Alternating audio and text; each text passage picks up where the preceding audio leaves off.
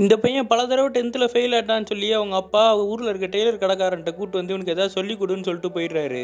அவனும் இந்த பையன் அறிவில்லாதவனா இருக்கானே, இவன் அடிச்சு திருத்தினாதான் சரி வரும்னு சொல்லி அந்த ஊரில் இருக்க கான்ஸ்டபிளோட தங்கச்சியை காமிச்சு அந்த பொண்ணு ஒன்று சைட் அடிக்குதுன்னு சொன்னவன இவனும் அந்த பொண்ணை பார்க்க ஆரம்பிக்கிறான். ஒரு நாள் அந்த பொண்ணு இந்த டெய்லர் கடைக்கு தைக்கிறதுக்காக வரா. அந்த பொண்ணை இம்ப்ரெஸ் பண்ணணும்னு இந்த பையனும் முடிவெடுக்கிறான். அதே டைம்ல அந்த கான்ஸ்டபிள் வந்து டெய்லர் கிட்ட ஒரு ட்ரெஸ்ஸை கொடுத்துருக்காரு. அதை நீ தச்சு தரலன்னா நாளைக்கு ஒன்று அடிச்சு பொழந்துருவேன்னு சொல்லிட்டு போறாரு. அடுத்த நாள் இவனும் போலீஸ் கிட்ட ட்ரெஸ்ஸை கொடுத்து போட்டு பார்க்க சொல்றான். இவன் போட்டு பார்க்கறான். பார்த்தா ஜாக்கெட்டா இருக்கு. அந்த சின்ன பையன் தான் அந்த பொண்ணோட அளவில் இவர் துணியில ஜாக்கெட்டை தச்சு வச்சிருக்கான். அதனால டெய்லர் கடைக்காரன் அடி வாங்கிடுறான்.